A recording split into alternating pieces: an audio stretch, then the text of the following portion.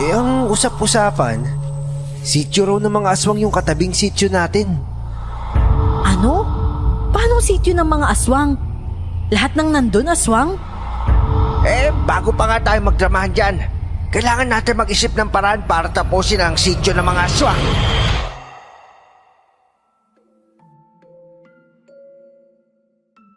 Sino ba namang hindi excited magbakasyon?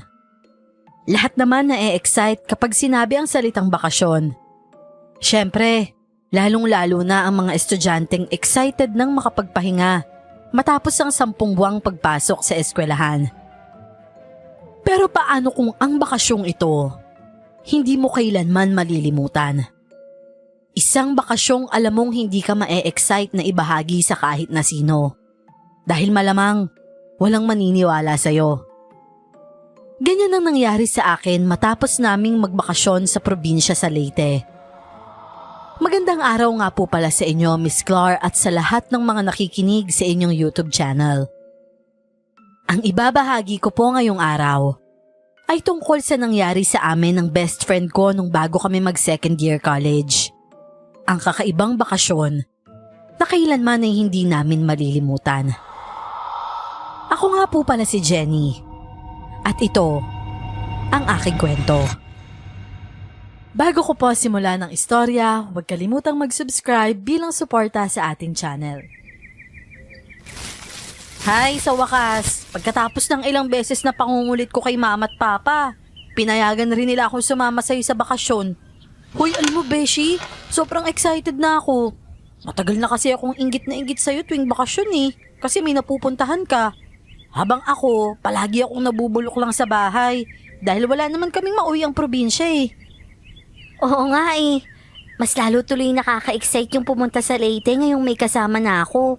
Hindi kasi pwede sila mamit daddy dahil alam mo na, may mga trabaho.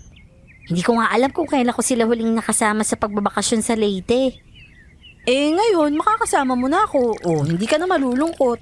Kaya siguro pumayag na rin si mama at papa dahil nakausap ni mama yung mami mo nung isang araw. Ano bang pwede nating gawin dun? Naku, marami dun. Aakyat tayo sa puno ng mangga ni Lolo sa bakuran. Mamimitas tayo dun. Tapos kakain tayo hanggang sa mga sim tayo sa dami ng nakain nating mangga. Pwede rin tayong maligo sa ilog o di kaya sa dagat. Basta, naiisip ko pa lang na magkasama tayo na pupunta dun. Na-excite na talaga ako. Sige, excited na rin ako, grabe. Ihahanda ko na yung lahat ng mga damit na dadalahin ko para bukas. Hindi na nga ako makapaghintay Ako nga rin Huwag mo kakalimutan yung sunscreen Baka masunog yung balat mo kakaswimming sa ilog na malapit sa bahay ni Lolo. Naku, hindi naman pwedeng umuwi tayo na sunog yung balat. Oo naman no, ako pa ba? Sayang naman yung gamit kong pampaputing sabon kung hindi ako magdadala ng sunscreen. Sobrang excited talaga kaming magkaibigan nang magbakasyon at payagan ako ng mga magulang ko. Matagal ko na talagang pangarap na makapagbakasyon sa ibang lugar every school break. Kaya walang mapaglagyan ng saya ko. Nang sa wakas, payagan ako. Kinabukasan nga ay hinatid kami ng daddy ni Dayan sa may sakayan ng bus. Alam naman na ni Dayan kung paano ang papunta roon. Hindi na naman kasi kami mga bata. Nasa hustong edad na kami para bumiyahe. Matagal ang biyahe at sa totoo lang nakakapagod. Pero nang makarating kami, sobrang worth it talaga. Grabe! Ang laki pala ng bahay niyo dito, Dayan. Naku Jenny, hindi namin bahay yan. Ancestral house ng pamilya namin. At saka si Lolo pa yung kasalukuyang may-ari niyan. Sus, gano'n na rin yun. Mamanahin niyo rin yan pagdating ng araw. Naku, ikaw talaga. Halika na nga. Hanapin na lang natin si Lolo para maipakilala na kita. Apo! Nandito ka na pala. Abay, dalaga na yung mahal kong apo Lolo Pedro, hahanapin ka pa lang sana namin narinig ko kaagad ang boses nitong kaibigan mo mula sa kwarto ko. Kaya nagmadali akong lumabas. Nga pala, anong pangalan nitong maganda mong kaibigan? Hello po, Lolo. Ako nga po pala si Jenny. Best friend po ako ni Dayan.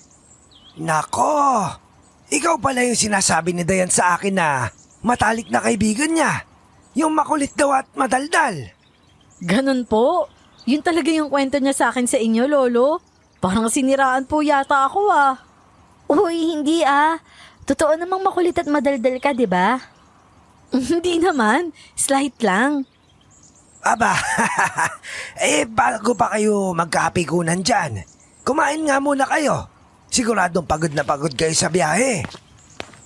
Lolo, ano ba bang pagkain? Nako, Morcon, yung paborito mo. Ikaw po ba nagluto, Lo? Abay, syempre naman. Minsan ka na nga lang sa isang taon dumalaw, kaya dapat espesyal ang lahat. Tulad ng mga kwento sa akin ni Dayan, talagang napakasarap ng luto ng lolo niya na morcon. Hindi kagaya ng mga natitikman kong itinitinda sa Maynila. Halatang niluto ng may pagmamahal ang morcon na natikman ko. At dahil masarap ang natikman ko sa unang pagdating pa lang, nag-expect ako na magiging maganda na ang buong bakasyon namin. Sa sumunod na araw, lumabas kami ni Dayan para maglibot sa mga kapitbahay at kamag-anak na namiss niya. Ipinakilala niya ako sa mga kamag-anak niya. At nakakatuwa ang pagiging friendly nila. Habang naglalakad kami pabalik sa bahay ni Lolo Pedro, natigilan kami nang may marinig na boses ng isang lalaki. Dayan! Aba, ikaw na ba yan? Excuse me? Sino ka? Ako to, si Junie, yung kababata mo. Junie? Parang wala naman yata akong kilalang Junie.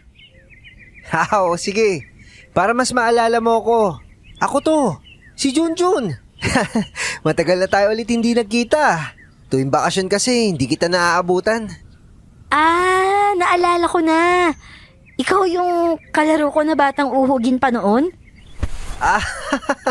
Oo, sa dami ba naman na maalala mo, yun pa?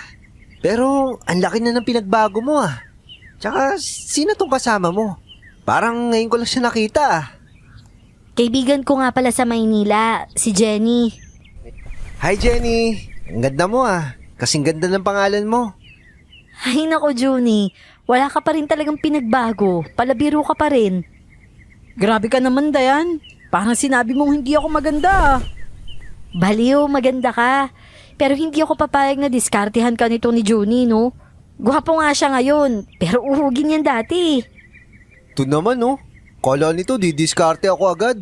Ang bilis mo naman agad bumakot sa kaibigan mo. Sinabi ko lang naman maganda siya. Ay nako, Junie. Mas mabuti na yung malinaw na ngayon pa lang, no? Napailing na lamang si Junie nang dahil sa sinabi ni Dayan. Natawa na lang din ako. Ang totoo niyan, gwapo si Junie. Pero wala naman sa priority ko ang pagkakaroon ng boyfriend. Kaya kahit hindi na ako bakuran ni Dayan, ayos lang. Naging maganda ang unang 2 araw ng bakasyon namin. Sobrang saya kasama ni Dayan. At syempre, dumagdag na rin doon si Junie na sobrang masiyahin at palabiro. Ngayong araw nga ay inaya niya kaming mag-swimming sa may ilog na malapit lang. Alam nyo, ilang taon na akong hindi nakakapag-swimming sa dagat. Kahit nga sa swimming pool eh. Palibasa kasi laging busy yung mga magulang ko.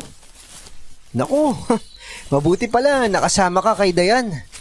Makakapag-enjoy ka na mag-swimming. Kaya nga eh, para tuloy akong ignorante nito. Dahil ang dami kong mga hindi naranasan eh. Ang tagal na kasi. Di bale, sulitin natin yung mga araw ng bakasyon habang nandito tayo. Sisiguraduhin ko mag-e-enjoy ka, tsaka hindi mo pagsisisihan na sumama ka sa akin. Expected ko na talaga yan, no? Kaya tara na. Nang makarating kami sa may ilog, excited kaming naligo. Tuwang-tuwa pa kaming naglaro sa malinis na tubig habang nagbabasaan. Sa laki ni Junie, muntik pa siyang madulas dahil sa bilis ng agos ng tubig. Ayos na sana ang paliligo namin. Sobrang saya. Pero habang nag-e-enjoy kami roon, may napansin akong kakaiba. May tila inaagos ang tubig ng ilog. Ilang pulgada lang ang distansya sa amin. Uy, teka. Kita niyo yun? Ano yun? Ha? Alin? Saan? Ayun oh. Parang may lumulutang. Hala, teka. Tao ba yan? Hala, tama ka, Jenny. Tao nga yan. Ano ba sinasabi niyong dalawa? Paano kakayanin ng tao na... Hala, grabe, bangkay nga. Bilisan na natin, bilisan nyo! Umahon na tayo dito sa tubig bago pa makarating dito! Hala, ano ba naman to? Naliligo lang naman tayo eh. Nilalamig na kami mula sa pagligo namin sa ilog. Pero mas lalo pa kaming nanlamig dahil sa nakita namin. Tarantang-taranta kami habang umaahon mula doon. At nang makaahon, hindi namin mawari kung bakit para kaming mga tangang natulala. Kasunod ng pagdaan ng bangkay ng tao sa aming harapan. Saglit kaming napangangaroon. Hindi alam kung ano ang gagawin habang yung bawat detalye ng bangkay, kitang-kita mismo ng mga mata namin. Wakwak ang tiyan hanggang dibdib nito. Tuyong-tuyo na rin ang balat na para bang naubusan na ng dugo. Hindi pwedeng dito na lang tayo. Bilisan natin at magsumbong tayo sa barangay. Oo, tama ka, Dayan. Kailangan may makaalam nito. Teka, hindi kaya mapagkamalan tayo? Ano ba mapagkakamalan ang sinasabi mo, Junie? May namatay na tao tapos ang iniisip mo pa yung mapagkamalan tayong may sala? Wala naman tayong ginawa kundi naligo ah. Hala, Diyos ko. Naligo tayo sa ilog na may bangkay. Kailangan na nating umalis. Ayoko na. Gusto ko nang maligo sa bahay. Nang sabihin yun ni Dayan, saka lang namin pare-parehong na-realize ang ginawa namin. Mabilis kaming kumaripas ng takbo para makarating kaagad sa may barangay hall. At nang makarating kami roon, sinabi kaagad namin ang nakita namin. Rumispondi naman kaagad ang mga taga-barangay nang wala nang ibang tanong pa. Pagkatapos ay umuwi na kami sa bahay nila Dayan para maligo at makapagpalit ng mga damit namin. Ganon din ang ginawa ni Junie. Umuwi na siya sa kanila. Mga apo, ano ba talaga nangyari sa inyo? Bakit kayo umuwi dito na parang basang sisiw? Hindi ba't may dala kayong pamalit nang magpunta kayo sa ilog? Yun na nga po, Lolo. Nakakita po kami ng bangkay sa may ilog. Diyos ko, bangkay? Bakit naman magkasunod na naman yata yung natatagpuan na bangkay sa sityo natin? Ibig sabihin po, may nakita ng bangkay noon? Ay oo. Ang totoo noong nakaraang linggo lang, bago kayo pumunta dito, meron na.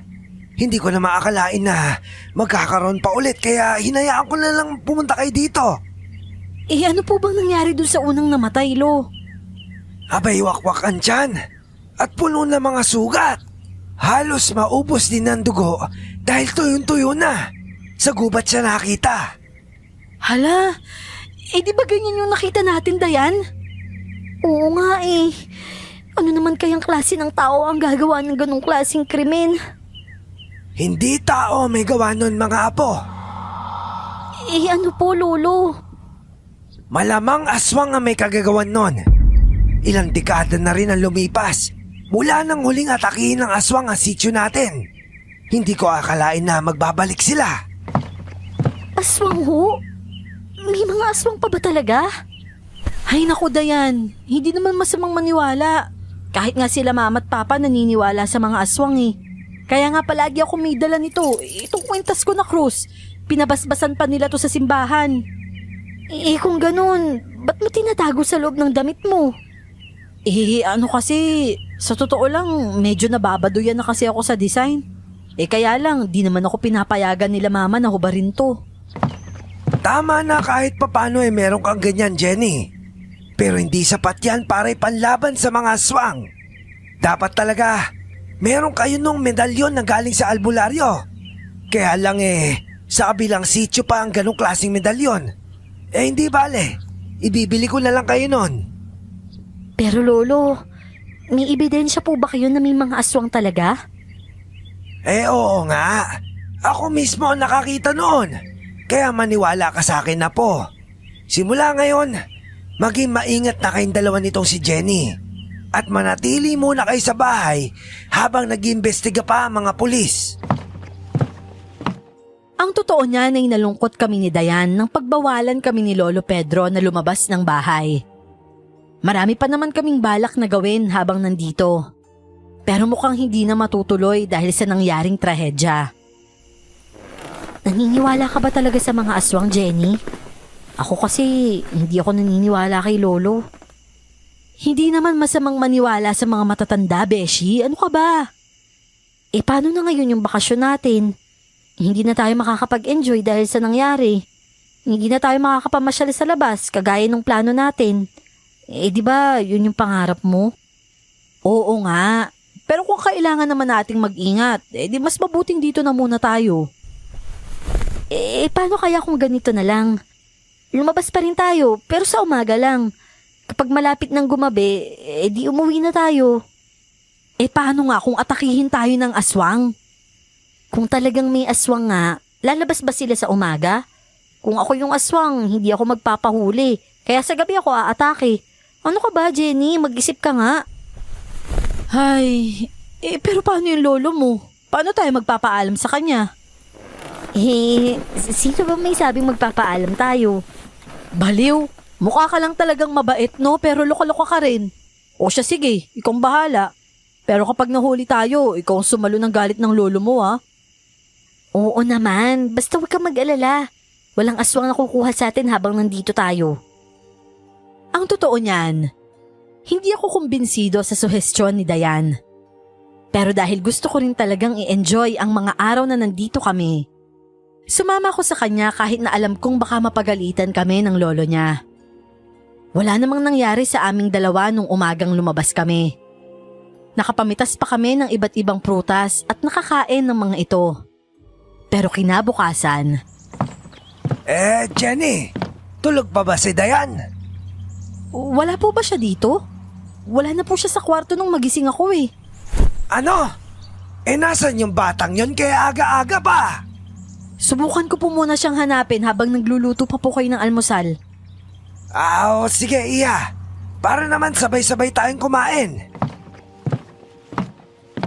Iisa lang ang kwarto namin ni Dayan.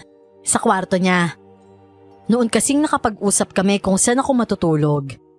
Ang gusto ng lolo niya ay sa guest room daw ako. Pero ginusto namin ni Dayan na sa iisang kwarto lang kami para nakakapagkwentuhan pa kami bago matulog. Nang magising naman ako kaninang umaga, wala na siya. Inakala kong lumabas na at hindi na ako ginising muna kaya kampante lang ako. Pero ngayon, kanina pa kaming hanap ng hanap ni Lolo Pedro pero hindi namin talaga siya mahanap. Jenny, sigurado ka pa talagang hindi mo naramdaman umalis siya sa kwarto niyo? Sorry po Lolo, pero hindi po talaga eh. Sobrang himbing po ng tulog ko kagabi, wala talaga akong napansin. Nasan kaya yung batang yon? Diyos ko naman, ngayon pa talaga siya nawawala. Kung kailan may trahedya nangyayari sa sityo. Lolo, ang totoo po kasi niyan, hindi po naniniwala si Dayan na may aswang. Ano? Anong ibig mo sabihin? Sorry po Lolo, sana po mas kinumbinsi ko pa siya na maniwala sa mga aswang. Kahapon po kasi tumakas po kami tsaka lumabas. Pero maniwala po kayo, umaga po namin yung ginawa. Umuwi rin po kami, mga bandang 4:00 po ng hapon. Kung nakauwi naman kayo na maayos kahapon, walang problema sa akin yon. Nakakain pa siya ng hapon, di ba? Ang tanong, nasan kaya siya ngayon? Mas mabuti po yata, hanapin na natin siya sa labas ng bahay. Mag-ikot-ikot po tayo sa mga kapitbahay. Kila Junie po. Naging close po kasi kami nila Junie nung nakaraan eh. Siya rin po yung kasama namin sa may ilog nung isang araw. Kaya baka po nandun siya. Sige. Halika na. Hanapin na natin siya sa labas. Kasama si Lolo Pedro ay hinanap namin si Dayan sa mga kapitbahay at mga kamag-anak nila. Nang makausap namin si Junie, sumama na rin siya sa paghahanap dahil hindi raw niya nakita si Dayan. Pero umabot na kami ng gabi. Hindi pa rin namin siya nahahanap. Natataranta na kami at nag-aalala, kaya nireport na namin sa barangay ang nangyari. Pero hindi pa raw siya pwedeng ituring na missing dahil wala pang 24 oras. Kasalanan ko talaga to eh. Kung mas pinag-ingat ko lang kasi sana siya. Wala kang kasalanan, Jenny. At saka sabi mo, sabay pa kayo natulog, di ba? Kaya siguradong umaga siya lumabas. Ang tanong, saan kaya siya pumunta? Ang tanong, nasa na siya ngayon? Paano kung kinuha na siya ng aswang? Sabi kasi ni Lolo Pedro, baka raw yung mga taong natatagpo ang patay at saka wakwak ang tiyan. Tsaka yung mga halos maubos na ang dugo.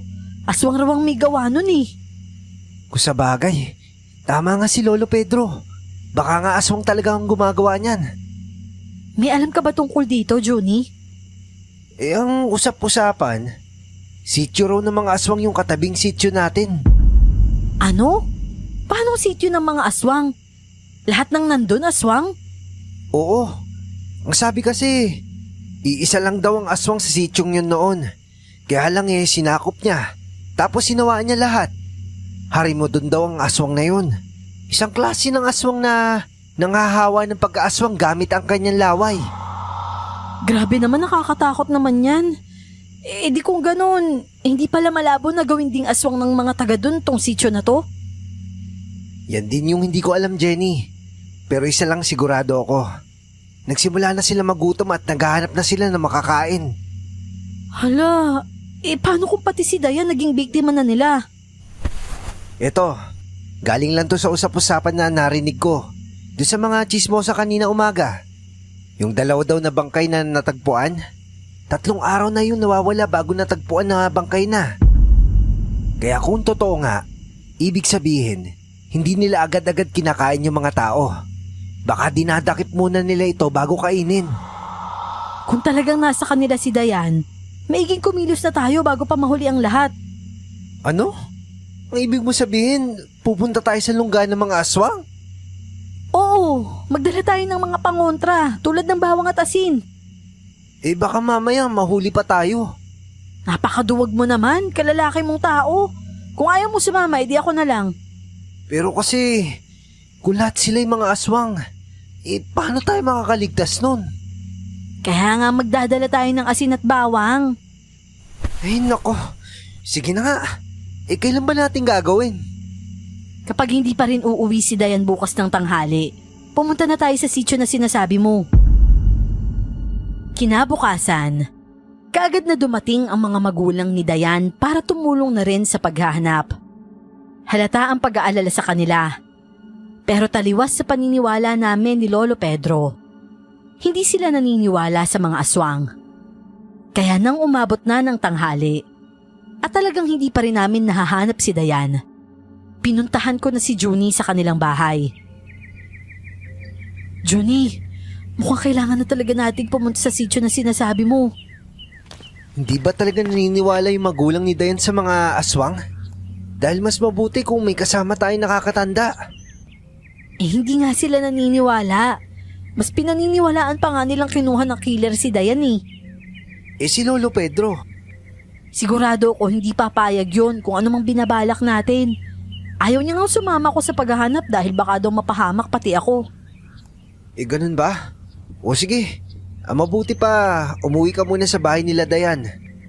Pagkatapos mag-ipon ka ng bawang at asin, tapos ilagay mo sa bag. Ganun na lang din gagawin ko. Hindi ba pwedeng dito na lang din? Baka mapansin ako ni Lolo Pedro eh. Baka pigilan niya ako. Ako naman yung pagdududahan ng magulang ko. Mas mabuti nang hiwalay tayo maganda para walang makapansin sa atin dalawa. Mag-ingat ka na lang ng husto ha. Kung ganun, edi sige. Babalik na lang muna ako sa bahay nila Dayan at maghahanda ako doon. Anong oras ba tayo magkikita? Banda 4:00 para pagdating natin doon.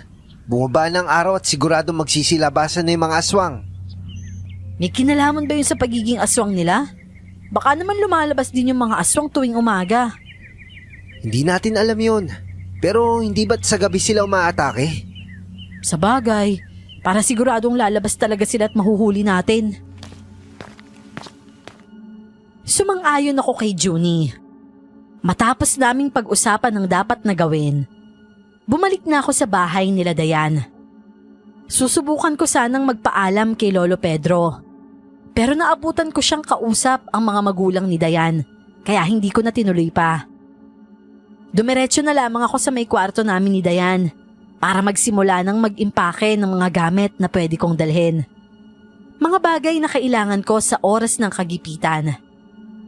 Habang nagliligpit, napansin ko sa bag ko ang medalyon na bigay sa akin ni Papa mula pa nung bata ako.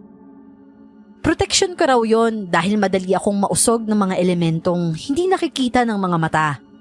Kaya raw binilhan ako ni Papa noon sa isang magaling na albularyo. Dahil putol na ang tali nito, hindi ko na sinusuot pero palagi ko namang dala. Kaya naman ibinulis ako yon para dagdag sa protection ko. Agad akong tumakas sa bahay nila Dayan matapos akong makakuha ng bawang at asin sa kusina nila. Kompleto ba yung mga dala mong pangontra? Baka mamaya kulang-kulang yan ha. Ang liit ng bag mo eh. Tignan mo naman kung gaano kalaki yung muscles ko. Hindi na kailangan magdala ng napakaraming pangontra, no? Ay nako, nasa naman yung muscle na sinasabi mo? Puro buto kaya. Ala mo naman pala ng mata mo eh. Hindi bale, papakita ko na lang sa'yo yung lakas ko mamaya. Halika na, baka gabihin pa tayo ng husto. Sus, samantalang halos ayaw mo nga itong gawin. Kunwari ka pa dyan. Nag-aalala lang naman ako sa'yo. Baka umiyak ka kapag nakakita ka ng aswang. Umiling na lamang ako at saka siya inunahang maglakad. Bago pa ako mainis sa pangaasar niya. Sumakay kami ng tricycle papunta sa kabilang sitio. Habang nakasakay sa may tricycle, hindi nito maiwasang magtanong kung talaga bang pupunta kami sa sitio na yon. Sinabi niya rin sa amin na delikado roon at dapat na mag-ingat kami. Kinabahan tuloy ako dahil hindi na lamang si Junie ang nagsabing sitio yon ng mga aswang. Pagbaba namin sa may entrance ng sitio, kaagad na umalis ang tricycle driver na para bang takot na takot siya. Halatang nagmamadali. Habang ako naman at si Junie, saglit na munang natulala habang nakatingin sa madilim na daan patungo sa loob ng sitio. Hoy, Junie, umuwi na kaya tayo? Ano? Uuwi tayo kung kailan nandito na? Akala ko ba matapang ka? Tingnan mo naman yung daan. Parang papasok pa lang tayo. Nakaabang na yung mga aswang. Huwag kang mag-alala. Kumpleto tayo sa gamit na pwedeng ipanlaban sa kanila. Pero... Wala nang atrasan to, Jenny. Kailangan natin malaman kung nandito ba si Dayan o wala. Magdasal na lang tayo na sana makita natin siya. Tapos ligtas siya. Mabuti pa siguro, ilabas ko na tong isang bungkus ng bawang. Tsaka tong isang plastic ng asin para sigurado. Mabuti pa nga. Inilabas ko nga ang bawang at asin. Pagkatapos ay nagsimula na kaming pumasok sa loob. Nanginginig ang buong katawan ko. Maging ang tuhod ko ay tila bibigay na sa labis na kaba. Pero tinatagan ko ang loob ko. Ang tanging nasa isip ko noon, mahanap at mailigtas si Dayan. Kahit na alam kong nakakatakot at pwede kong ikapahamak. Basta't para kay Dayan, gagawin ko ang lahat. Teka, sityo ba talaga ng mga aswang to? Parang mga normal na tao lang naman sila. Oo nga no, nakakapagtaka. Tingnan mo, parang may sineselebrate sila. Itago mo muna yung bawang at asin. Baka maginala sila sa atin kapag lumapit tayo. Oo nga, sige, mabuti pa nga. Pagkatapos kong itago ang bawang at asin, si Junie ang unang lumapit. Hindi namin inaasahan na may lalapit na isang matandang babae. Nakangiti siya sa amin ng malawak. Aba mga bata, saan kayo galing? Naligaw ba kayo rito sa sitio namin? Parang oo nga po. Sa kabilang sitio po yata yung bahay ng kaibigan ko eh. Dito kami naibaba ng tricycle. Kung ganun dito na muna kayo maghapunan. Tamang-tama at piyesta namin ngayon. Ano po bang selebrasyon, Manang? Anniversary ng sitio namin. Halina kayo. Pumasok na kayo sa loob at kumain. Mainit pa ang mga handa namin kaya makikain na muna kayo. Nako, hindi na po. Hanapin pa po kasi namin yung bahay ng... Sige ho. Tama-tama, gutom na rin po ako eh. Uy, Johnny, ano ba? Sige na, nandito na naman tayo eh.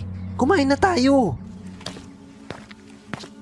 Wala akong magawa nang tanggapin ni Junie ang alok ng matandang babae.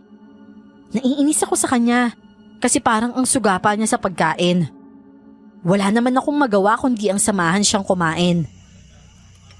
Sigurado ka bang hindi ka kakain? Ang sarap ng pansit nila oh. Hindi ako kakain oh.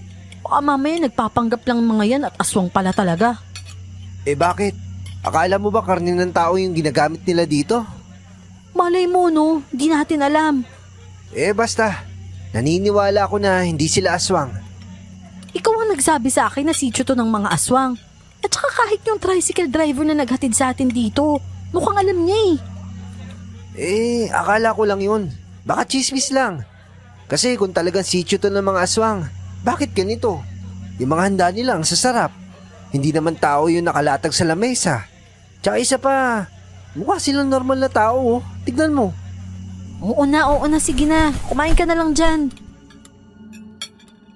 Umiling si Junie at nagpatuloy sa pagkain.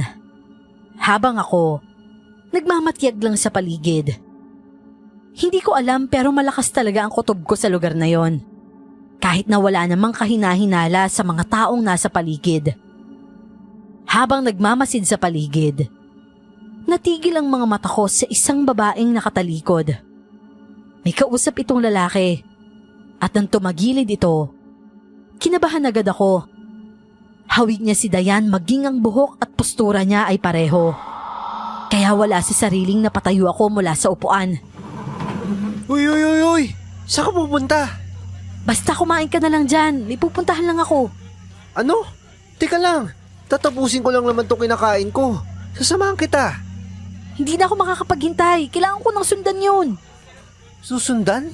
Sino? Hindi ko na sinagot pa si Junie. Nagmamadali kong sinundan yung babaeng kahawig ni Dayan. Sobrang lakas ng kabog ng dibdib ko. Na halos hindi ko narinig ang tawag sa akin ni Junie. At ang pangungulit niyang uubusin na muna ang pagkain kinakain niya. Jenny, ano ba? Bagalan mo naman yung paglalakad. Sino ba kasi sinusundan mo? Sabi ko kasi sa'yo dun ka muna, pero makulit ka eh. Nagpatuloy kami sa paglalakad hanggang sa pumasok yung babae sa likod ng isang tolda. Sobrang lakas ng kabog ng dibdib ko pagkatapos suminto sa paglalakad. Sa nanginginig na mga kamay, hinawi ko ang tolda at bumagsak ang bibig ko sa nakita ko. Hala, Diyos ko. Bakit? Ano meron? Hala, anong... Hindi ko pinatapos sa pagsasalita si Junie dahil halos mapasigaw siya sa gulat. Sino bang hindi magugulat kung ang makikita mo ay isang buntis? Nakahiga yon sa isang lamesa habang ang mga aswang na nagkatawang tao ay nilalantakan ng laman ng tiyan nito. Sa likod ng masarap na handaan sa harap ay ang nakakasuklam at kahindik-hindik na fiesta rin ng mga aswang sa likod. Umalis na tayo dito, Junie. Bumalik na tayo, tumingi tayo ng tulong. Pero wala tayong ebidensya. Tayo yung magiging ebidensya. Kaya halika na, bago pa tayo mabiktima ng mga yan. Nagmamadali kaming umalis doon. Narinig ko pa ngang tinawag kami ng matandang babaeng nagpakain sa amin. Tumakbo kami ng tumakbo habang sinusubukan kong ilabas ang mga bawang at asin na pangontra ko sa kanila. Sa takot at pagmamadali, hindi na namin napansin pa na walang nakasunod sa amin hanggang sa makasakay kami at makauwi na kami sa bahay nila Dayan. Hinanap ko agad si Lolo pero wala siya. Maging ang mga magulang ni Dayan ay wala rin. Hala, nasan kaya sila? Baka hinahanap pa si Dayan hanggang ngayon. Pero gabi na.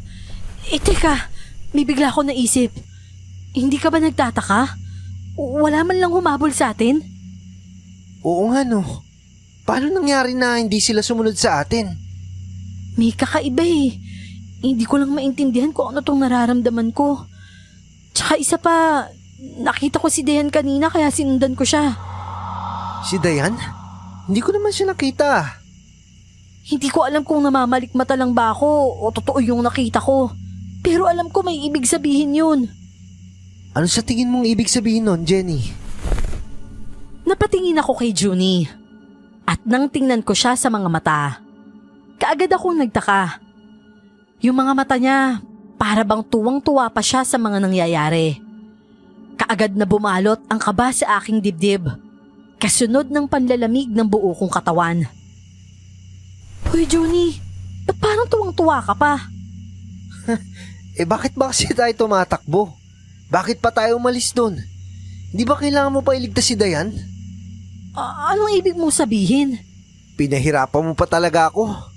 Hoy Junie, huwag mo nga akong tinatakot ng ganito. Hindi ba't matapang ka? O bakit ngayon natatakot ka? Biglang sumilay ang nakakatakot na ngisi sa mga labi ni Junie. Habang napaatras naman ako ng napaatras at nang malapit na ako sa pinto para sana tumakbo, bumukas ito at pumasok ang tatay ni Junie. Oh, Junie, anak. Akala ko ba nadala mo na siya sa sityo natin? Makulit po eh. Tumakbo pa talaga pabalik dito. Hindi bale, sabay-sabay na lang natin dalhin. Mas ayos sana kung nauna kayo para walang maginala sa atin. Mahirap patuloy isakayan sa sasakyan. Kailangan buhay yan kapag dinala doon. Teka, sigurado ka bang birhen yan kagaya ni Dayan? Ano ba pinagsasasabi nyo? Tito, Junie, anong ibig nyo sabihin? Pasensya na, Jenny. Ang dalinlinlangin ng mga mata mo. Kumurap ka naman na makita mo kung sino talaga nasa harap mo. Kasunod ng pagkurap ko ay biglang nagbago ang itsura ni Tito. Halos lumuwa ang mga mata ko nang makita ang isang matandang may kulubot na balat. Ang mga mata niya ay namumula at talagang nakakatakot ang kanyang itsura. Sigurado akong birhen niyan, tay. Naamoy ko siya. Perpekto silang dalawa bilang alay sa yanggaw na kailangan maging malakas. Ano ba to, Junie? Ano ba sinasabi mo? Ang sinasabi ko lang, Jenny, magkikita na rin kayo ng kaibigan mo. Magpasalamat ka sa akin. Makikita mo na rin si Dayan. Tatakbo na sana ako pero dahil pareho silang malakas, isang hampas lang sa ulo ko ay nawalan na agad ako ng malay. Sa sumunod na pagdilat ng mga mata ko, kaagad na bumati sa akin ang nakakasulasok na amoy ng nabubulok. Nang igala ko ang mga mata ko sa paligid, sinubukan ko ring humingi ng tulong. Tulong! Tulungan niyo po ako! Jenny? Kaagad na huminto ang mga mata ko sa pamilyar na boses na tumawag sa pangalan ko. Napasinghap ako nang makita si Dayan na kagaya ko ay nakagapos din sa isang upuan. Halatang nanghihina na siya. Puro sugat ang kanyang balat at namumutla ang kanyang mga labi. Dayan? Diyos ko po, buhay ka! Oo, Jenny. Magdadalawang araw na rin ako dito. Pero hindi pa rin nila ako pinapakialaman. Hindi ko na alam kung anong balak nila sa akin. At ngayon, magkasama na tayong dalawa. May sinabi si Junie bago ako nawala ng malay kanina. Balak nila tayong gawing alay dahil mga birhen tayo. Mga wala talaga silang puso. Hindi ko alam kung paano nila naaatim na kainin yung mga tao. Lalo na yung si Junie. Ang laki ng tiwala ko sa kanya. Pero anong ginawa niya? Ano ba talagang nangyari, Dayan? Kasi nakauwi pa tayo sa bahay bago ka nawala. Papasikat pa lang yung araw nung kumatok si Junie sa bintana ng kwarto. Ang sabi niya, magpapatulong lang daw siya dahil may nangyaring masama sa tatay niya. Kaya lumabas ako ng bahay at sinundan ko siya. Pero nung makalabas na ako ng gate, nabigla ako nung may tumakip sa bibig ko. Tapos paggising ko, nandito na ako. Magaling lang pala talagang umarte ang si Junie. Hindi ako makapaniwala na nagawa niya tayong lukuhin. Hindi ako nagduda sa kanya simula nung una. Napakagaling niya talagang manloko. Sigurado kung matagal na niyang ginagawa ang bagay na to para makapambiktima siya. Kaya lang kababata ko siya eh. Kung aswang na siya noon pa, bakit hindi niya pa ako piniktima noon? Mukhang may kakayahan silang magaya ng itsura ng tao. Nilinlang ako nung magpanggap yung tatay ni Junie na si Tito. Hindi ko alam kung nasan yung totoong mga magulang mo, Dayan. Kung natawagan ba talaga sila ni Lolo Pedro at pumunta talaga sila dito. Hindi ko na talaga alam, Dayan. Pero naniniwala ako, Jenny. Makakaligtas tayo dito. Pero sa paanong paraan naman? Basta makakaligtas tayo. Sigurado ako dyan. Habang taimtim kaming nag-uusap ni Dayan, nagulo kami nang bumukas ang pinto at pumasok si Junie kasama yung aswang na kasama niya kanina. Nakakainis naman talaga. Hindi pa rin tayo makahanap na isa pang birin para maialay natin sila lahat sa mga yanggaw. Mag-relax ka lang, Tay.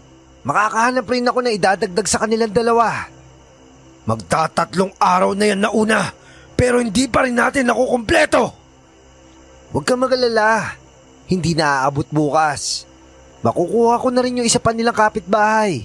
Medyo mahirap kasing pasamahin kapag probinsyana eh. Hindi kagaya nitong dalawang taga Maynila. Ang bilis sumama. Mabilis kaming sumama dahil nagtiwala kami sa'yo, Junie. Nagtiwala kayo sa akin dahil gwapo ko. Huwag kayo magkaila. Gwapo? Talaga? Yang mukha mong yan? Panigurado kung hiniram mo lang din kagaya ng ginawa ng tatay mo. Eh ano ngayon kung hiniram ko lang tumukan to? Ang importante, nagagamit ko sa maayos na paraan. Talaga? Maayos na paraan ang ginagawa mong panluloko? Pagpapatiwala sa mga biktima mo para mapasama mo? Magandang strategy ang pagiging gwapo, Jenny. Aminin mo, nagtiwala ka sa akin kasi gwapo ko, di ba? Walang iya ka talaga! Wala kang puso! Hindi ka makasagot na maayos, no? Kasi totoo. Sa tingin mo ba magtatagumpay ka sa mga balak mo?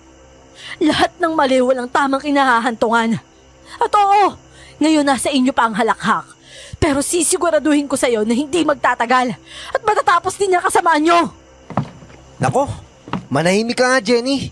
Oo na, masama na ako masama. Eh bakit? Yung mga tao ba mabubuti? Ganun rin naman kayo sa mga hayop pa.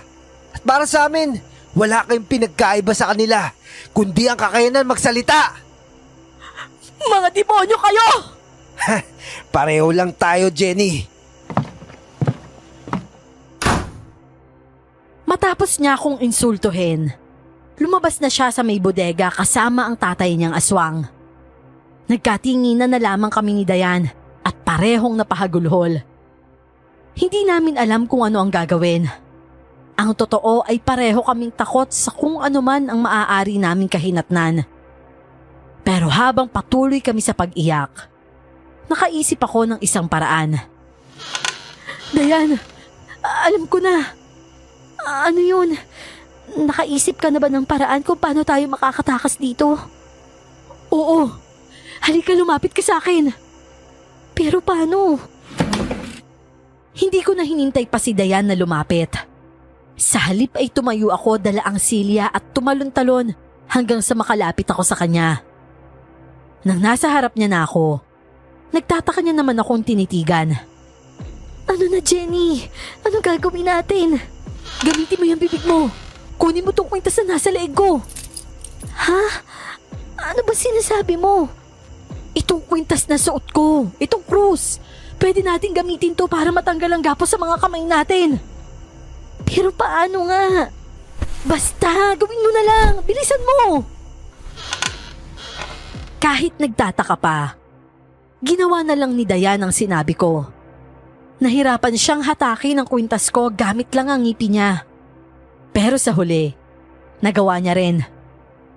Matapos niya itong kunin, tumalikod ako at saka ko inutos sa kanya na dahan-dahang yumuko para ilagay sa kamay ko ang kwintas.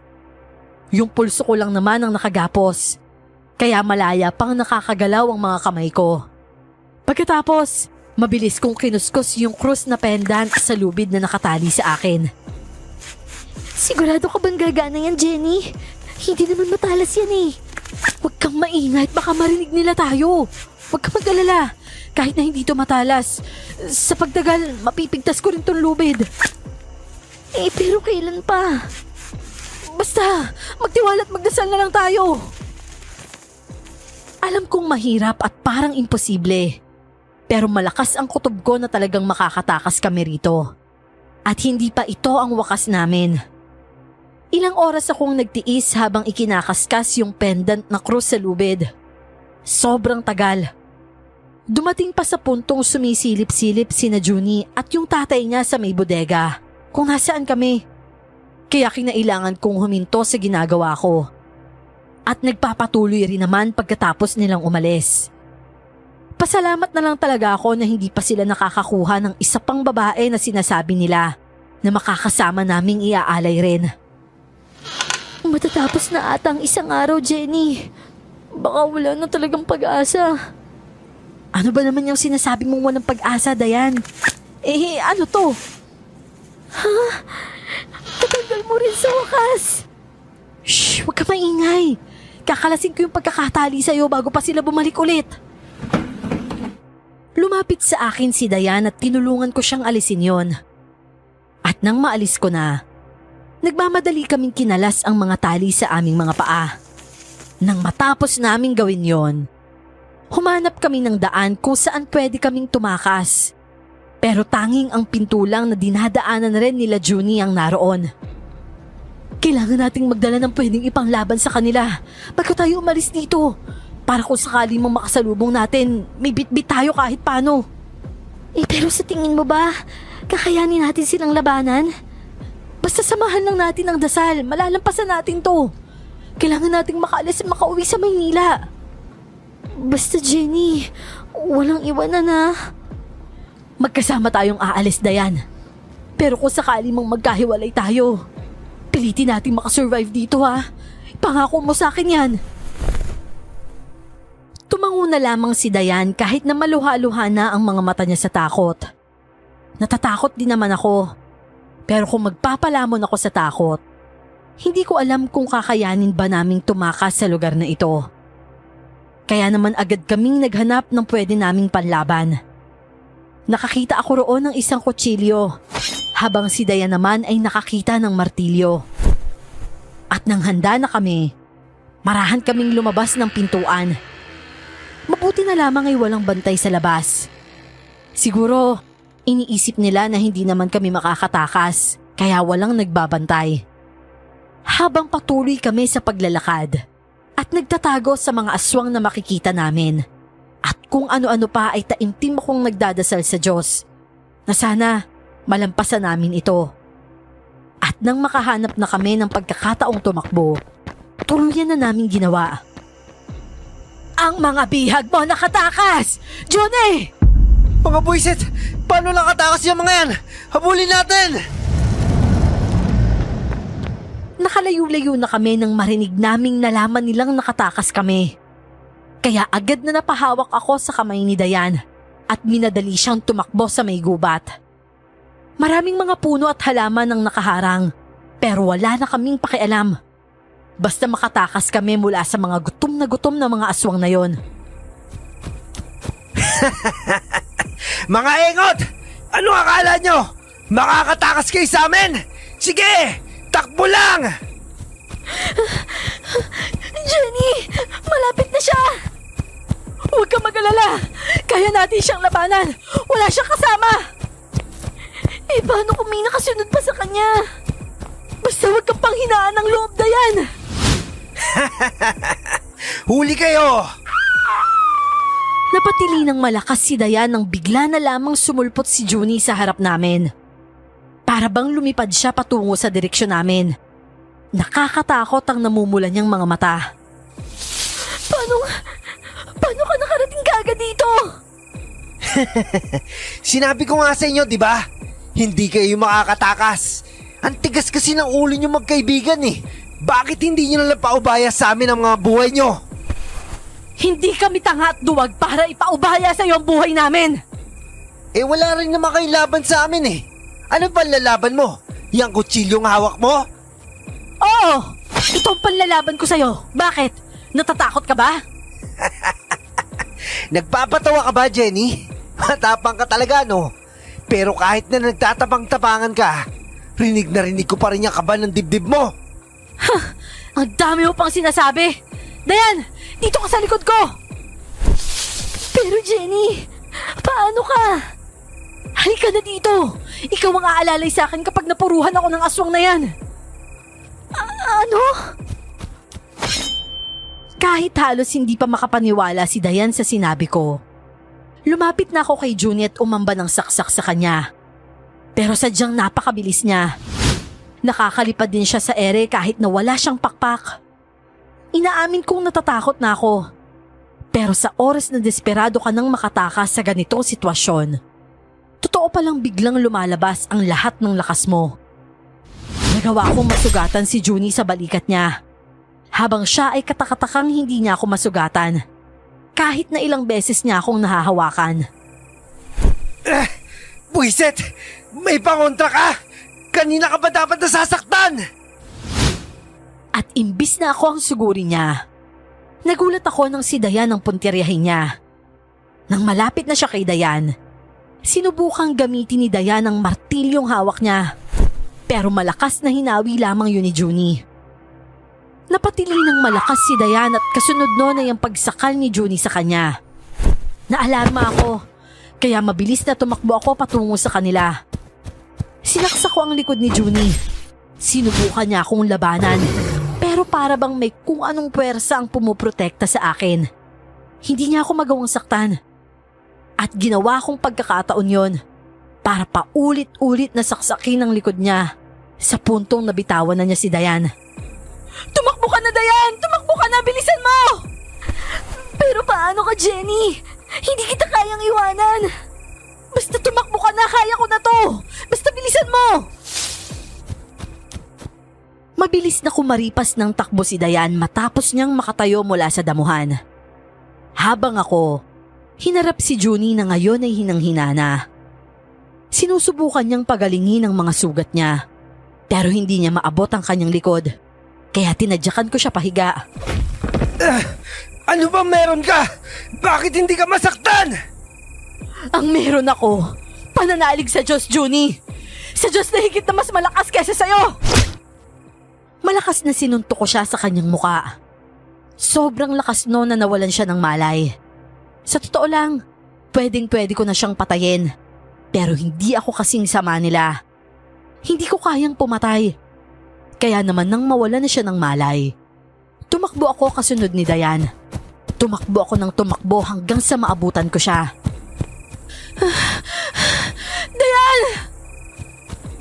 Jenny! Diyos ko, salamat sa Diyos at ligtas ka! Hindi ba sabi ko sa'yo, kaya natin to? Malapit na tayo sa kalsada, Jenny. Siguradong hindi na tayo hahabulin ng mga aswang na yon kapag nandun na tayo. Dahil may mga tao na dun. Pero pagkatapos nun, saan tayo pupunta? Uuwi na tayo, Jenny. Gusto ko nang umuwi sa bahay. Hindi tayo pwedeng umuwi, Dayan. Kailangan nating pumunta sa pinakamalapit na barangay na makakatulong sa atin. Dahil hindi tayo sigurado ngayon sa bahay niyo. Ano? Pero bakit? Nung huling punta ko doon, wala doon si Lolo Pedro. At diba, sinabi ko sa'yo na ginamit nila yung mukha ng daddy mo. Paano na yan, Jenny? Anong gagawin natin ngayon? Hihingi tayo ng tulong sa mga taga-barangay para makauwi tayo sa Maynila. Pero paano si Mami at Daddy? Hindi kaya napahamak sila? At saka paano si Lolo Pedro? Hindi ko rin alam, Dayan. Pero sa ngayon nakaligtasan na muna natin ang isipin natin. Nagpatuloy kami sa pagtakbo hanggang sa tuluyan nga kaming nakalabas sa kagubatan at nakarating kami sa kalsada. Pareho kaming pagod, gutom at nanghihina na. Pero pilit kaming lumalaban hanggang sa natigilan kami pareho nang marinig ang pamilyar na boses. Mga apo! Kayo ba yan? Lolo Pedro? Oh, Diyos ko! Mahabaging Diyos! Kayo nga! Ligtas ang mga apo ko! Teka lang, Dayan. Baka mamaya nagpapanggap lang din siya. Hindi. Si Lolo Pedro yan, sigurado ako. Pero minsan na tayong niloko. Baka hindi siya yan. Totoong siya ang lolo nyo, Jenny. Sino ka? Ako ang albularyong nilapitan ni Lolo Pedro para humingi ng tulong. Mamaya na tayo mag-usap-usap. Halina kayo, bumalik na kayo sa bahay ko. Pero hindi na po ligtas doon. Hindi sa ancestral house na asawa ko, kundi sa bahay ko. Kung ganon, halik kayo para makapagpahinga na ang mga bata. Kagaya ng sinabi ni Lolo Pedro, pumunta nga kami sa bahay na sinasabi niya. Ang bahay na yon ay nasa parehong sityo lang din kung nasaan ang ancestral house ni Dayan. Pero ang bahay na ito, mukhang pinaglumaan na ng panahon. Halatang hindi na masyadong nadadalaw. Sigurado po ba talaga tayo sa pinuntahan natin? Kung nagdududa ka pa rin sa akin, baka dito, hindi ka na magduda. Natigilan ako nang binuksan niya ang pinto ng bahay niya at pinapasok kami. Pagkapasok doon, may maliit na ilaw lamang. Sa may taas ng pinto ay nakasabit doon ang isang garapon na parabang may langis. At nang isara naman ang pinto, may nakasabit na walis tingting at itak. Ang pamilya ko ay naniniwala sa mga aswang. Kaya naman ganito ang bahay namin. Ngunit nung naging mag-asawa kami ng lola ni Dayan, hindi sila naniniwala masyado sa mga aswang. Kaya walang proteksyon ang bahay nilang yon. Sa loob naman ng ilang dekada ng pagtira ko sa ancestral house nila, hindi naman kami sinugod ng mga aswang. Kaya wala kaming pag-alala. Ngunit hindi ko akalain na matapos ang ilang dekada, saka sila bigla na lamang susulpot. Sorry po, Lo. Sorry po kung hindi kaagad ako naniwala sa inyo. Ayos lang yun na po. Ang mahalaga ligtas ka na. At alam ko na kung sino at ano ang nagligtas sa'yo. Si Jenny po ang nagligtas sa akin. Matapang po niya akong pinilit na lumaban at tumakas. Oo, alam ko. Mabuti na lamang at matapang si Jenny. Kaya nagamit din ang medalyon na meron siya. Medalyon po, Lolo? Teka lang po Nang mabanggit ni Lolo Pedro ang tungkol sa medalyon, kaagad kong kinapkap ang bulsa ko at inilabas mula roon ang medalyong bigay pa sa akin ng papa ko. Saka ko lang na-realize kung anong ibig sabihin ni Lolo Pedro. Ibig sabihin?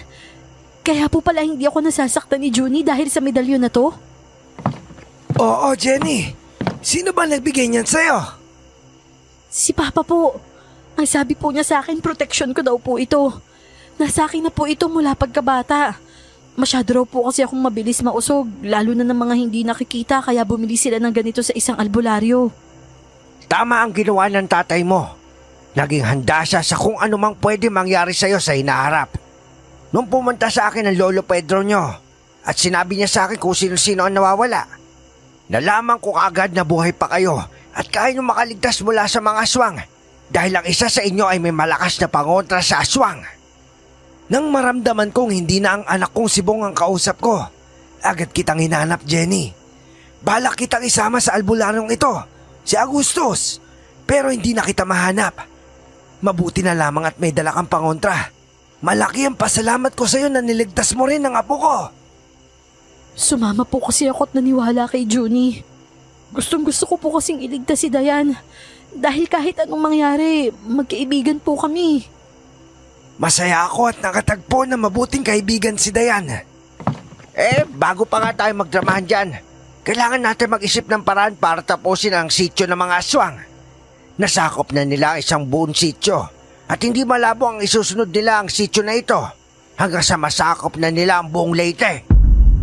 Kung ganun, ano pong gagawin natin? Hindi naman natin sila kayang labanan dahil mga aswang sila. Ang tanging magagawa natin ay sunugin ang buong sityo ng mga aswang. Hindi ba pwedeng pabayaan na lang natin? Lolo Pedro, umuwi na lang po tayo sa Maynila. Huwag na po tayong tumira dito para hindi tayo madamay sa kung anong gagawin nila. Dayan na po, hindi pwedeng hayaan na lang natin yung mga aswang na yun. Darating ang araw kapag hinayaan lamang natin sila, hindi na lang ang mga sityong kalapit ang kanilang sasakupin hanggang sa palaki ng palaki ang pagsakop nila. Kaya ngayon pa lang, dapat maglakas loob ng tapusin ang lahi ng mga aswang na yon. Pero Lolo, mapapahamak lang po tayo. Paano kung ikamatay natin yon? Matanda na ako, Apo.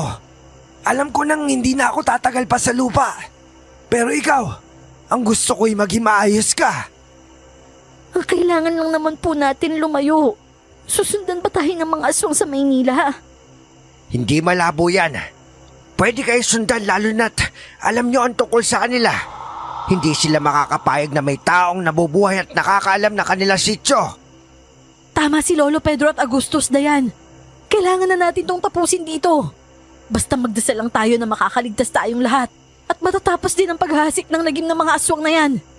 Isa pa, hindi ako papayag na hindi matapos ang kanilang lahi. Sisiguruhin ko na katapusan na nila. O sige po, kung ano pong desisyon nyo, yun na rin po ang akin. Pero pwede po bang uminom muna ng tubig at kumain? Lolo Pedro, gutom na po kasi talaga ako eh. Ay, pasensya na kayo mga apo. Maupo kayo at ipaghahain ko kayo na makakain. Mabuti na lang at may binili akong kamote at mais kanina. Habang kumakain dahil sobrang gutom na kami, nagpasya kami nila Lolo Pedro na magplano tungkol sa pagsunog sa sityo ng mga aswang. Alam naming delikado ang gagawin namin, pero kung hindi kami magsasakripisyo, mas marami pang buhay ang mawawala. At hindi yun kakayanin ng konsensya ko, lalo na at alam kong may magagawa ako. Nang matapos namin ang lahat ng mga inihandang gagamitin, sumakay na kami sa lumang sasakyan ng albularyo. Isa yung pick-up truck na talaga nga namang sobrang luma na. Safe po ba yung sasakyan nyo, Mang Agustus? Kasi parang bibigay na ho eh. Abay, kahit abutin ng 20 taon yan, kayang-kaya yan. Huwag mo itong malitin. Marami na kaming pagsubok na pinagdaanan nito. Naku, hindi ko naman po minamaliit. Nag-iingat lang po. Mang Agustus, hindi pala namin nasabi sa'yo. Mukhang nagkakasiyahan yung mga aswang sa sityo nila. May fiesta ata dun. Balak daw nila kaming ialay sa mga yanggaw kaya kami nila dinakip. Ah, ganun ba? Mas mabuti nga may pesa sila. Dahil masaya sila mamamatay. Nagkatinginan kami ni Dayan pagkatapos ay tumulong na din sa pagkakarga ng mga gasolina. Sa sobrang tagal na naghahanda ni Mang Agustus, nakapag-imbak na siya ng mga gamit para sa kagustuhan niyang pagtapos sa lahi ng aswang na matagal na pala niyang tinutugis. Kinakabahan kami habang nasa biyahe patungo roon. Lumalalim na ang gabi at paubos na ang mga taong nasa labas. Pero desidido kami sa kung ano man ang gusto naming gawin. Hanggang sa marating nga namin ang entrance ng sityo. Dito po tayo dumaan, Mang Agustus. Dahil sigurado pinaghahanap pa rin kami ng mga kasamahan ni Johnny sa gubat. Hindi nila iisipin na babalik kami dito. Ang alam kasi nila, natakot na kami. Tama ang ideya mo, Jenny. Pero kinakailangan pa rin natin mag-ingat. Maghiwa-hiwalay na lang tayo pagdating natin sa mga kabahayan. Pero kayong dalawa, Jenny at Dayan, huwag kayong maghiwalay. Pagkatapos hintayin nyo ang signal ko ha. Kapag pumito na ako at si Agustus, tumakbo na kayo pabalik sa entrance kahit anong mangyari. Sabay kaming tumango ni Dayan. Iniwanan namin ang sasakyan sa labas ng entrance habang may bitbit lang kaming tag-2 galon ng gasolina.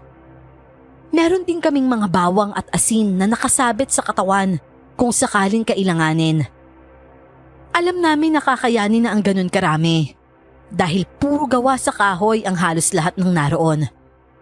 Yun ang napansin ko nang pumasok kami ni Junie, unang beses pa lang sa sityo na ito. Ilang saglit pa, natanaw na namin ang mga kabahayan.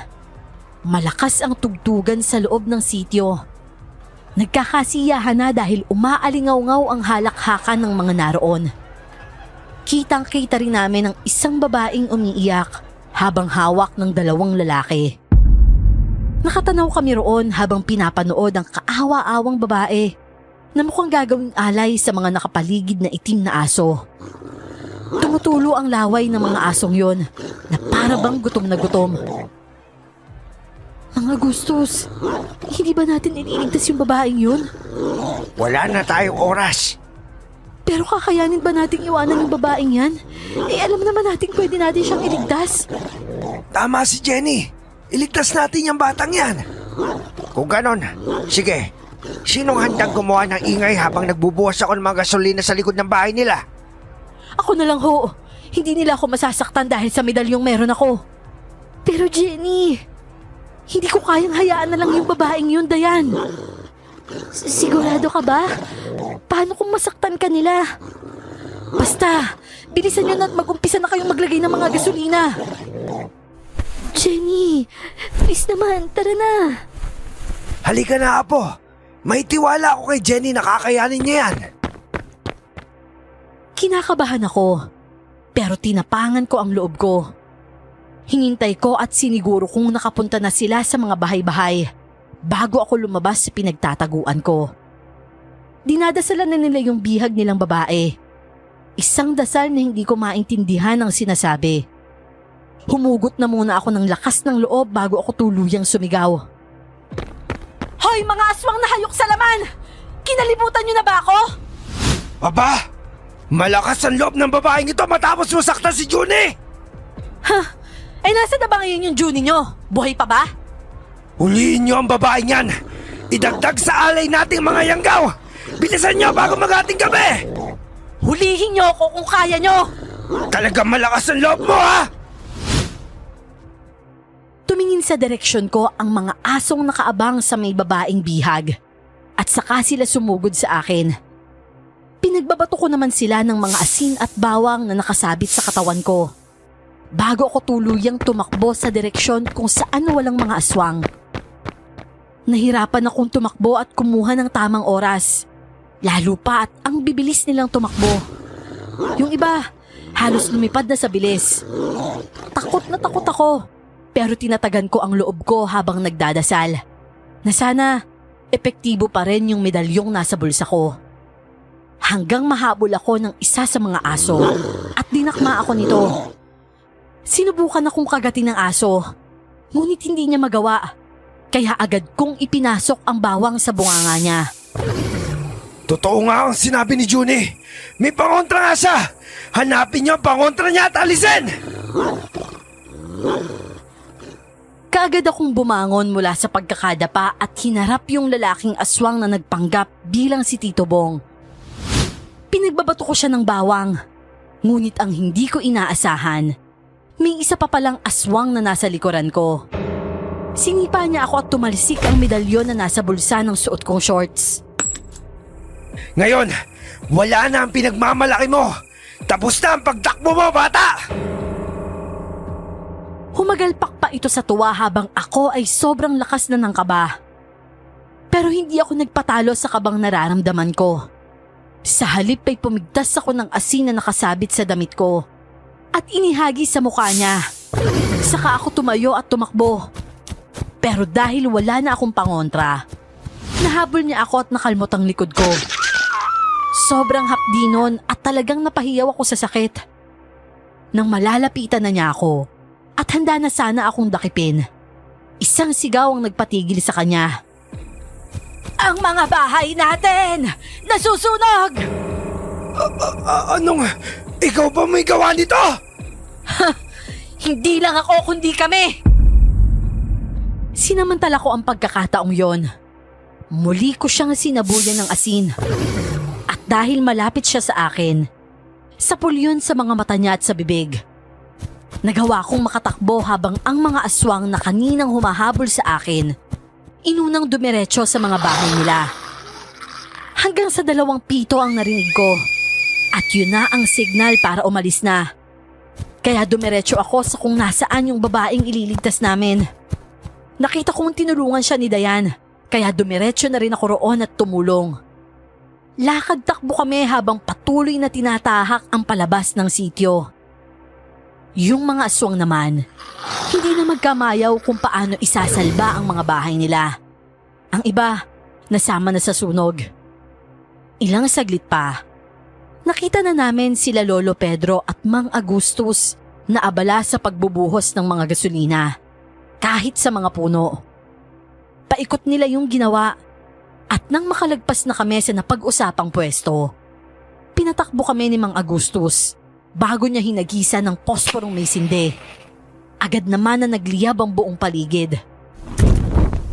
Pero Mang Agustus, paano kung makakuha sila ng tubig? Hindi sila makakapagbukas agad ng tubig dahil nilagyan na namin ng bawang at asin ang patubigan nila. Ang kasiyahan nilang ito, sigurado na palitan na ng pighati.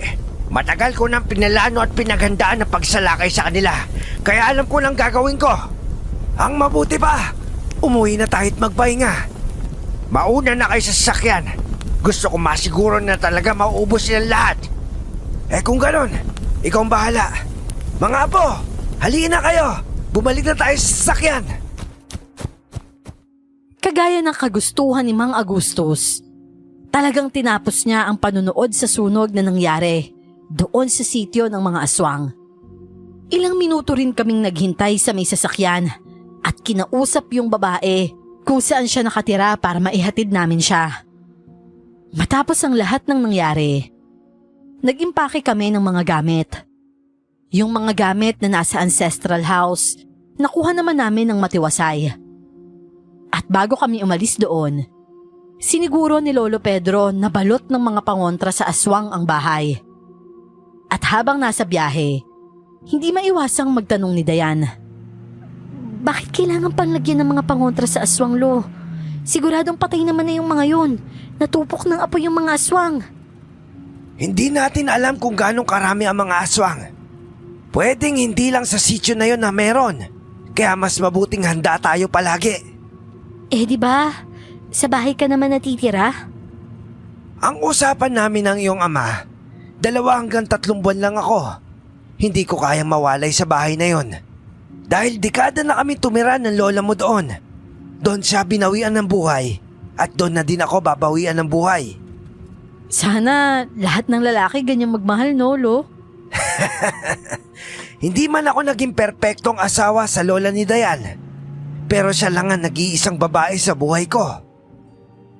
Napangiti na lamang ako sa sinabi ni Lolo Pedro. Sana lahat ng lalaki ay kagaya niya. Pero sa panahon ngayon, siguradong bihira na lamang. Nagkwentuhan lamang kaming 3 hanggang sa makarating kami. At sa may terminal ng bus, naabutan naming nag-aabang doon sila mama at papa. Ganon din ang mga magulang ni Dayan. Ikinuwento namin sa kanila ang lahat ng naging karanasan namin. Ang mga magulang ni Dayan, halos hindi makapaniwala sa lahat ng kwento namin. Pero nang si Papa na mismo ang nagsabi na totoo talaga ang mga aswang, naniwala na rin sila. Laking pasasalamat ko talaga sa medalyong ibinigay ni Papa sa akin. Kahit pa naiwala ko yon, malaki ang naging tulong nito sa akin. Sa ngayon, Miss Clara, ilang taon na ang nakalipas. Pero bitbit ko pa rin ang alaala namin ni Dayan. Bumili kami ng medalyon na gaya ng bigay sa akin ni Papa para magkaroon kami ng proteksyon. Dahil hindi naman namin alam kung kailan o saan ba merong mga aswang na kagaya nila. Hanggang dito na lamang po ang aking kwento, Miss Clar. More power po sa inyong channel.